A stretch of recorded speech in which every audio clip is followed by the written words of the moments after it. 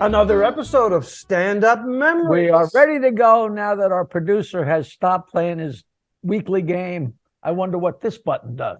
That's right. We are ready to roll. Ready to roll. This is Jockey the Joke Man Martling. Hi. I am Peter Bales, and we have a terrific guest with many stand-up memories. I have many memories of the old Catch a Rising Star. I cannot wait to do this show. Well, that's one of us. Buddy Mantia is here. No, Mantia thrilled, is here. Thrilled to have you. Thank you so much for coming on. He's in his apartment in Manhattan. He's got classic pictures. I think it is such a behind testament to our show that knowing he was going to do our podcast, that he went out to a garage sale and bought all those pictures and put them up behind him. I appreciate you doing that. Who told you, Jack? Thanks for being here. Thank you so much. It's a pleasure. My Buddy pleasure. Mantia, actor, writer, comedian, and part of a classic comedy team that I remember seeing live a number of times. Alto and Mantia was so much fun and so funny. And check them out, ladies and gentlemen, on YouTube. They are just funny.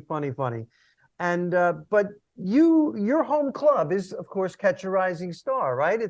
That's your core. That's where you started. Well, yeah. Is that fair? Actually, initially we were at the Improv when the Untouchables formed. I don't know, Jackie, you probably remember the Untouchables. And then we left there because Marvin had a beef with Silver. Everybody did, didn't they? Well, what happened was Rob Reiner and Penny Marshall came in. They were friends of Marvin's, and they dropped in and to see it, the act, just for fun. And so when we went on, Silver put Rob behind a pole in the back. You couldn't see, and I didn't know what happened because I'd left. I was with a young lady, and I left, and I was back in my apartment with my young lady friend, and we were dabbling, and the phone rang, and Bobby said, "We just got kicked out of the Improv." I said, "What?" I said, "What happened?" He said, "Marvin, started yelling at Silver, and he told her to go and fornicate herself." And she immediately threw us out. And of course, all my inspiration with the young lady was gone. I was flustered. And this was the early days of Catch. No, wait 2 seconds. Bales, you usually fill in for people that don't. Well, the Improv. The Improv was the original showcase club. Owned by Bud Friedman, who was married to Silver Friedman. He would have still been involved back then when that happened with the Yes, Bud was still there, definitely, yeah. But he wasn't to throw us off track. No, we're just trying to Silver was the owner of the club. She wasn't just some. We're bringing everybody up to speed. So, but Bud wasn't there that night. Yeah. So he told her to screw off, and she kicked you guys out, not for the night, like out. Period. Yeah. Yeah. And can you remember what year? So Catch a Rising Star was just starting up. That was either 71 or 72. Wow, that's way early. Great. Whoa. Yeah. Catch a Rising Star on the Upper East Side. To everybody watching, the original Improv was at 44th and 9th in Hell's Kitchen, when Hell's Kitchen was really Hell's Kitchen. Yeah, it sure was. Yes, it was. It really was. But the Untouchables had just started really by accident. I don't know if you know this story, but Robert Klein used to get up and do a set. And at the end of his set, he would do a 50s song.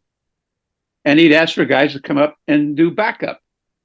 So Marvin would go up, Bobby, Danny Aiello, a singer by the name of Buddy Hughes, and myself, and we'd go sing backup for Klein. And then for some reason, Bobby Marvin and I used to play pinochle together. And one night we're if you remember, across the street, there's this big driveway opening, and we'd sing into the echo of that opening. And we thought, oh, maybe we should do this at the club some night. So we did, and we started screwing around. It became funny. We were improvising. And we came off stage one night, and this guy walks up to us, and he said, you guys have really natural chemistry together. You should think about this becoming an act. And he walked away. I said to Bobby, I said, who's that? He said, that's Woody Allen's manager, Jack Rollins. Wow. And so Jack came in the following night, and the following night, and within a week, he became our manager. And within, I would say, 3 weeks, we were on the Parr Show. So we did the Parr Show, and right after the taping, the producer called us into the office with Jack, and he said, can I have the boys back next week? And Jack said, no, the boys are not doing any more television for another year. They're just going to gather material. So that's what we did until 10 months later, we did a special at NBC. But anyway, in between that time, we got kicked out of the Improv. And we decided to go over to Catch because Catch had just opened. And the only one that was really going over to Catch in those days was Brenner, because Brenner couldn't get a spot at the Improv. For some reason, Bud wouldn't put him up until 3 in the morning or 2 in the morning. Was it personal, or Bud didn't think he was funny? I don't know what it was. I don't think it was personal because, I never saw any conflict between them. But David went over, and then we had gathered kind of a following with the Improv at that time, and as the Untouchables. And so we said, the hell with it. So we went over to Catch, and the people that were following us came over to Catch. And Rick always said that if it wasn't for the Untouchables and Brenner, Catch might never have survived. Now stop. Now, Rick Newman, the owner of Catch a Rising Star and the driving force behind Catch a Rising Star. This is a fascinating story. I mean, a lot of comics watch our podcast. Can you imagine David Brenner not being able to get on? It seems a little stupid. You guys have somewhat of a following. For her to kick you guys out of there, of course you're going to take your audience with you, No, that was Silver. Silver was Silver. I mean, I never had any interactions with her, really. It was, neutral, friendly, but I never really had any real conversations with her. I had, with Bud, the conversation was get out of the aisle. They always say about Bud Friedman that he didn't discriminate. He hated everybody. And it was pretty mutual. The Improv was amazing, 44th and 9th, and remained amazing. But then quickly Catch in the 70s established itself as at least the equal. Easily and surpassing it. Or surpassing, that's fair, of the original Improv. Catch a Rising Star. Not knowing anything, like a kid on Long Island, knowing nothing about anything, in my mind, Catch a Rising Star was classier than the Improv. And there was no reason to think that. Maybe it was a stupid logo with the stars on it. Who knows? You know what I mean? No, it did have that image of being a little classier. I mean, the Improv was, it originally was a coffee house. I don't know if you guys knew that. Yes, No. I know. Well, when I first came to New York, I took a job at a theater ticket office, selling Broadway tickets, and a lady who worked there was friendly with Bud because Silver was in a Broadway show, and this woman's daughter was the lead, Bonnie Scott, who became pregnant, and Michelle Lee took her place. But she took me to the Improv when it was a coffee house, and I got up and sang there in 1967. It's probably 7. And so it was a coffee house when I first. No, were you a singer? Were you a crooner? Oh, yeah, I was a singer when I first started. And as a matter of fact, when I first got to the Improv, Jackie Vernon heard me one night and asked me to go on the road with him. And I was his opening act for 2 years. Oh, that's all right. Let me tell the younger people watching the podcast, Jackie Vernon is a classic comedian of incredible talent. Google him. Oh, and you opened for him for 2 years. Yeah, I mean, our first gig was Caesar's Palace in Vegas. Yeah, there were no clubs or theaters. It was like Vegas or Was Atlantic City alive and kicking in those No, days? no. Well, There the was- 500 Club was down there, and I had worked there as a singer. Excuse me. But with Jackie, yeah, the first gig was at Caesar's Palace and Mr. Kelly's in Chicago. I mean, that was great for 2 years. Well, he was a big guy. He did Sullivan a lot, right? Oh my God, he did every show. Yeah, Jackie And Vernon, guy. incredibly funny. Everybody starting in comedy should familiarize themselves with Jackie Vernon. Now, Buddy, so you have the Untouchables. Now, how many people were in the Untouchables? there were 3: Marvin Braverman, Okay. Bobby Alto, and myself. Okay. So you were 3. How did you transition to Alto and Mantia? Well, we had done so much television as the Untouchables, and Paramount, the vice president of Paramount, I don't know, somehow or another saw us, maybe at the Comedy Club or in L.A., and called us in for a meeting. And they wanted to do a series with us. And he called in his 2 head writers, Kukoff and Harris, and we were kicking around ideas for, a series. And he was all excited about us. And he took us around the Paramount lot over to Happy Days and introduced us to everybody. And we're new members of the family. I mean, we left the studio that day. We got in the car. We were all screaming. We got the series, And for some reason or another, unbeknownst to us, that happened between Rollins and Jaffe and Paramount, there was some kind of a beef. It had nothing to do with us. And the Rollins and Jaffe West Coast office was on the Paramount lot. And I don't know what happened. I still don't know what happened. But there was a beef. They were asked to leave the lot, and we lost the series. Ah. And it was a devastating blow.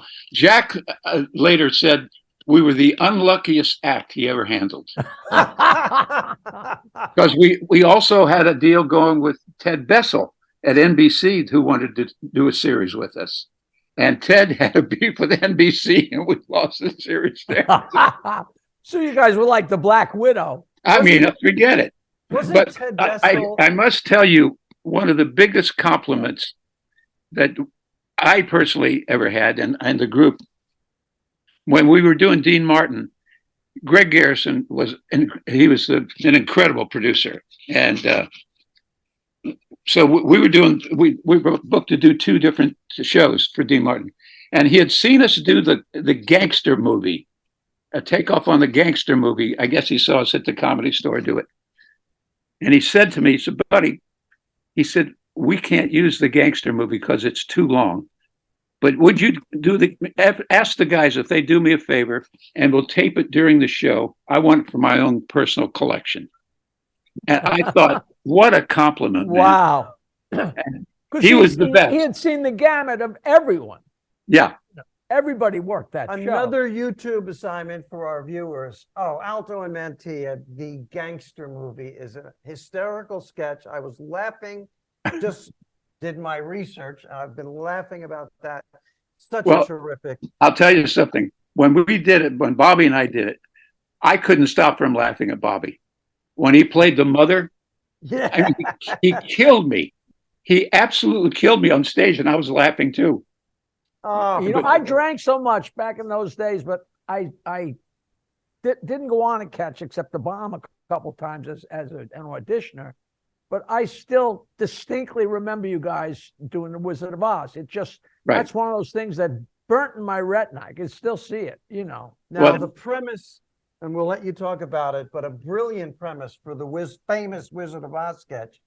What if it was all Italian? Hysterical. What do you think about when you think about the Wizard of Oz? Well, it was just all improvised to begin with, which started at the Improv.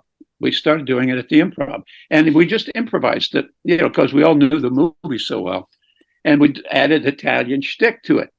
But what was strange about that, when we were at Catch one night, I think the guy's name was Jack Hammer and Charlie Smalls, and he said, have you heard about The Wiz, the black version of The Wizard of Oz? I said, yeah.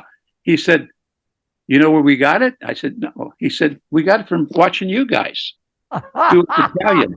I said, thanks a lot. Oh, that's great. But that's where the whiz came from. They Can you got believe the that? idea from the whiz from you guys doing your Italian version. Oh, that's Right. great. And you got Yeah. nothing for that.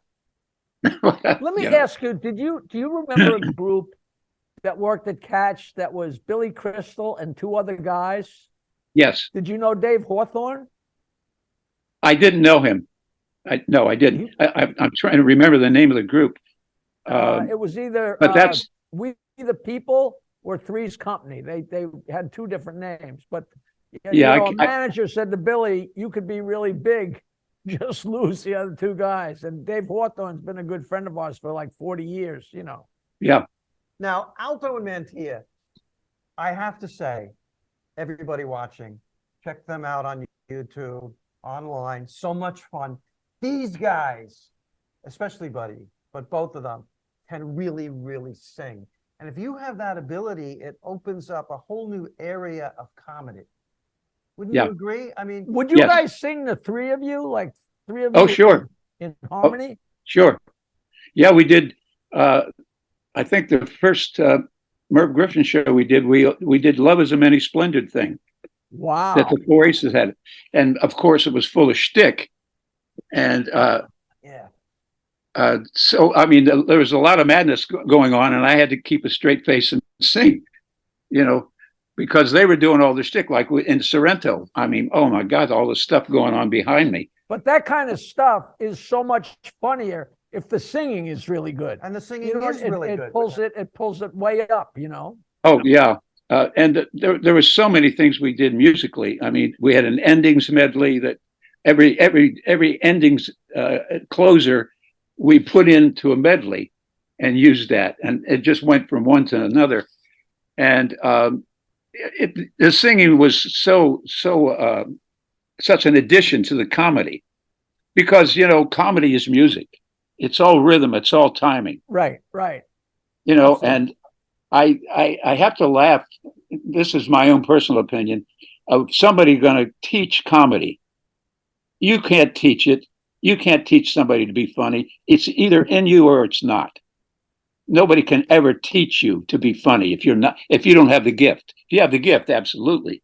Now, what you don't realize you're doing is you're giving a backwards ad for Peter, who actually has a comedy class that he teaches. It was what he said. But what happens is, I agree with it flushes out whether or not somebody is funny. You have to have a certain gift that he just That's described, right. and then you can teach and mold it. But there Exactly. are some people who will never be comedians. And that's right, Peter. You must have been professionally trained to sing the way you sing. I was very lucky. I was gifted with a voice. I did study a little, but it was always there. It was a gift. I was born with it. And the only thing you can do then is study and try to make it better. Yeah. Did you sing under the name Buddy Mantia? Yeah. Yes. Yeah. Now, were you singing? I don't know where things match up in the same days when Joe Pesci was singing. Oh, Joe and Frank Vincent had a trio together, a musical trio, because Joey played guitar and Frank played drums, and then they did comedy together too. And there's a funny story with Joe Pesci. He said to me one night, we were at the club, and he said, "You want to go Meadowlands tomorrow?" I said, "Yeah, sure, let's go." So this was shortly after Raging Bull, when he was hot. So we get to the track, and he says to the maitre d', he said, "Put us somewhere where we won't be noticed." And he said, and fairly close to the finish line, so we can have dinner and blah, blah, blah. So we go in there, and we're both handicapping the first race and trying to figure out who to bet. And all of a sudden we hear, "Oh, everybody, look, it's Joe Pesci." It's Cooper. It's Pat Cooper. And Pat's with a group of people. He leaves the people and comes and sits with us and drove us nuts all night. And Pesci, Joe wanted to strangle him. Oh, And that's just terrific. Oh, Oh, Pat, I mean, God rest his soul, he was a good guy, but all he did was talk to us all night and wouldn't leave us alone. And I'm going up to the window to bet a trifecta, and Pat's saying, no, wait a minute, don't bet that horse, bet this. I get to the window, I got shut out, and my trifecta comes in. It cost me $1,400. for the people watching, Pat Cooper recently passed away at the age of 93. One of the wildest, craziest, naturally funny people. So just Google and Oh, I hilarious. was in my computer yesterday and I got like 6 or 7 little iPhone videos of us riding in a taxi cab together, and he's driving the driver out of his mind. It's just, just naturally funny, annoying, or annoying funny, however you look at it. But he was a character. Oh, Buddy, you're welcome. Yeah. extensive research on my part. Jackie and I are devotees. We idolize Mad Magazine. And I think you have a story about doing something for Mad Magazine. Listen to this. It is so cool. Oh, this is you're springing this on me. I'm springing this on you. I think, tell us, that is a cool thing that you did. Tell our audience what you did for Mad Magazine. Well, it just came out of nowhere. At Catch one night, after Bobby and I got off stage, the guy walks over to us and he said, we'd like for you to do, something in Mad Magazine. We said, what are we going to do? You going to animate us, or, what do you want us to do?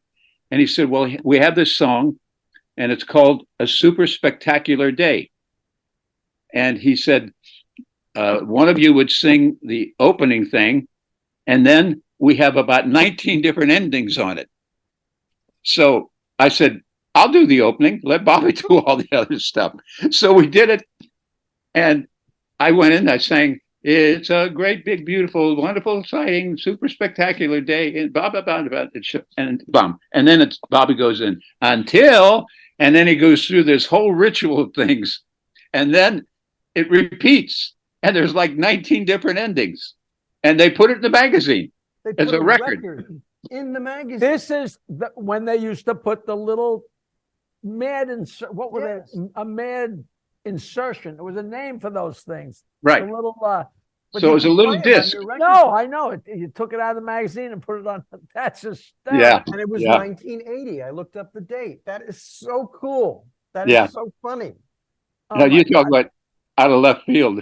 That is such an incredible claim to fame. And when around 1995, when I was starting to do well with the Stern Show, my wife at the time actually hired Don Martin to draw a cartoon of me and her imitating the picture of John Lennon with Yoko in his arms, but it's me and Nancy, and it's Don Martin. You know how Don Martin drew those. Yeah.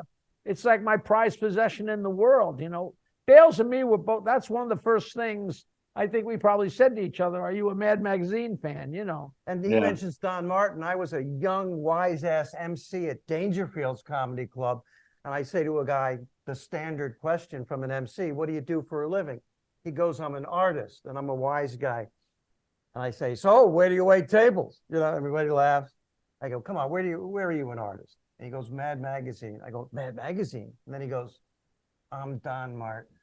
Jesus. And I ran out and I bought a magazine and he signed it and he was so nice. Mad Magazine is not around anymore, but young comedians watching, get copies and learn from the best. I had a stack like this of Mad Magazines, and my mother must have at random opened one day, and they used to have the Mad Magazine primers where there was a bunch of different, like a small book within the magazine, and there was something about the kids going behind the barn smoking reefers. And this is like 1958, and she threw away all my Mad Magazines. And I didn't even know what a reefer was, Now, Jackie, buddy, I'm getting signals here. We definitely want to have him back. I mean, your stories are amazing.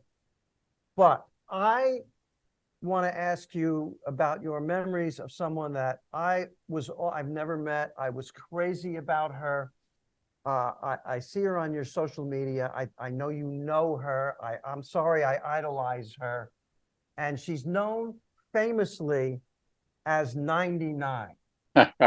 And there's a comedian on Long Island named Johnny Huff who has a great line. It's a bit blue, but it's very funny. He says, as a kid, I must have jerked off 100 times. Which She'll is be a happy great to hear line. that. But you know her, and you've worked with her, and I see you in these wonderful pictures with her. What are your memories of Barbara Feldon? And she's still going strong, I understand. Oh God, yes, absolutely. She's still gorgeous. She keeps in wonderful shape. She eats right. As a matter of fact, we had dinner last night, I think. Wow. Cool. I've run into you 3 or 4 times, and every time I've ever run into you, you're with her. You know. Yeah. Well, the strange thing about this, the way I met her, a couple of lady friends of mine said to me, "Hey, we're going to a birthday party on Roosevelt Island. Would you drive us over there? Because we don't want to take the tram." I said, "I don't know who the person is whose birthday it is. No, I really don't want to go." And they said, "Oh, come on, come on." And they kept nagging me. Finally, I gave in. I said, "Okay." So I drove over there, and at the party, Barbara's there. And, I said hello to her. And for some reason, I don't even remember how, somebody got me up to sing. And so I sang a song there. And then at the end of the evening, Barbara walked over to me and she said, "If you're performing someplace, please let me know. I'd like to come and see the act." Because somebody mentioned that I was part of a comedy team. So I didn't do anything about it. And the next day I get a phone call from one of the girls that said, Barbara would like for me to have her phone number. And so wow. I called her and we got together and we dated for quite a while. And then we just decided to become friends. And we have been closest friends. It's almost like we're married. I mean, we're together all the time. As she's doing, as a matter of fact, she just did a podcast yesterday. Her book is out now. And I have to tell you, it's called Getting Smarter. And it's on Amazon. Oh, that's great. That's a great. Now, I'm telling you, you want a great read. This is an incredible writer. She is a wonderful writer. Amazing stuff. I mean, when you read her stuff, you can see it. It's so visual. And it's a wonderful book. So if you want a good read, look it up on Amazon. I feel like this is so rude to stop because I can listen. Listen, we are going to bug you to come on again. This is so much fun. Sure. Your stories are gold. Well, I'm happy to do it because you guys are terrific guys. I've known you for such a long time. You're a great part of the comedy world. And he says to me, "All right, I'll come on, but I don't know if I'm going to remember anything." Oh, are you kidding me? I think remember everything. We opened the treasure chest here. Well, yeah. We didn't even get the harp on DeBellis yet. We had John DeBellis on. He was a lot of fun, and you're a lot of fun. Oh, I have to mention this. Patty Benatar's husband, Neil, said, "Why don't we all get on together?" I said, "I don't know if that's possible, but Neil Giraldo." No, we got him. We got him scheduled. He's like on deck. I don't know if we have the wherewithal to put the whole thing together, but when we try it, it'll be you and DeBellis and Neil and Ms. Benatar and the whole gang. Well, Pat Benatar at Catch, that's where she rocked it every night. We all remember. Buddy Mantia, ladies and gentlemen. Thank you so much. Thank you so much for coming on. Pleasure, guys. Pleasure. Good to see you guys. Your memories.